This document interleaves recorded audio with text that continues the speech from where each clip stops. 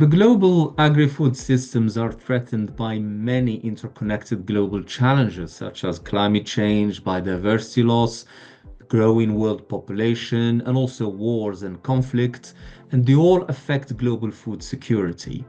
So we cannot really defeat these challenges to make agri-food systems more efficient, sustainable, and resilient without harnessing the power of technological innovation.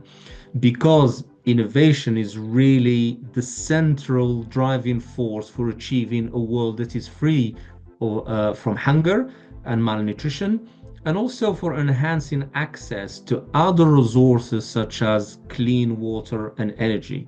So we're talking about innovative solutions in general, such as early warning systems that can provide farmers with information and advice, for example, on when to plant or sell livestock, and also the use of drones that can enable the early identification of pests and diseases. And there are other technologies which include new types of gene editing to increase yield, develop disease-resistant crops, and also lab-grown meat. So there are wide range of technologies that we're talking about. But one important aspect, critical aspect really to consider in technology application is that technology alone is not enough. We also need to build capacity to be able to adapt and adopt these technologies and to maintain it. And we also need strong political will that can help us attract technological investment. So we need innovation at three levels: innovation in technology, innovation in finance, and innovation in policy.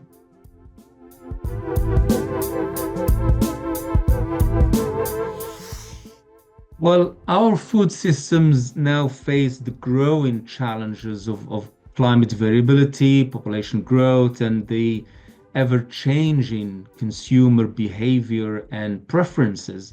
So digital agriculture is now, in a sense, a new way of feeding the world in a sustainable way, using technologies which make supply chains more responsive to real-time consumer demand. So yes, one example of outdated policies, for instance, is subsidies. So the world is spending at least $2.6 trillion, that is equivalent to 2.5% of global GDP, on environmental harmful subsidies that are undermining the achievement of global goals on climate change, biodiversity loss, and SDGs. So we need to repurpose these policies and these subsidies. We need to repurpose these subsidies towards achieving climate, nature, and sustainable development goals. So outdated policies, yes, can be a barrier to the green and digital transitions that we're aiming for, and can also lead to inefficiencies, and they can result in significant financial, reputational, and operational risks. So we need innovative policies that are compatible with the new challenges that we are facing to enhance efficiency and to build resilience.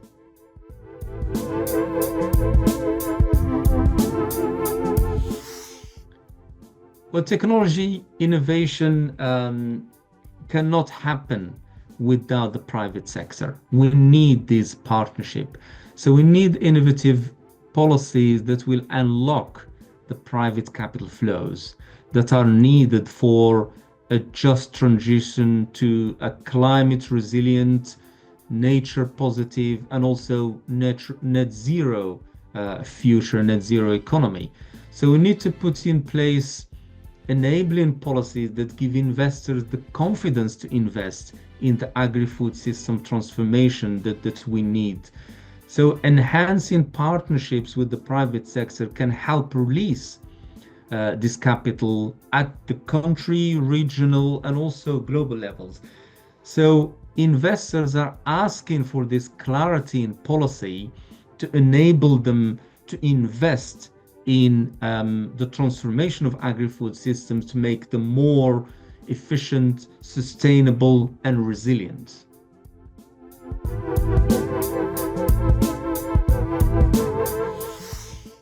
Well, there are many challenges, and I think the first one is to be able to attract investment because it will help really remove many barriers that are impeding the agricultural sector's transformation. We also need to avoid working in silos and adopt integrated solutions instead of having isolated policies. So we need solutions that cut across many areas, such as food, water, energy, and trade, because this means ensuring convergence and synergy across all these policy areas that are related to these challenges that we're facing related to food, water, and energy. And we also need to give priority support to the most vulnerable, such as smallholder farmers, so we can deliver on the potential for technology and digital innovation to support resilient livelihoods and also move to sustainable food systems.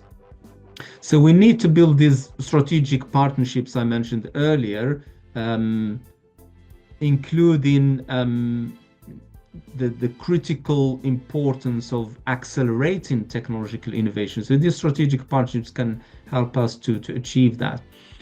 The other important aspect is that we need to ensure inclusivity and equality in the adoption of technology in order to maximize the benefit of innovation to drive, again, the food system transformation. And one last point is the importance of data.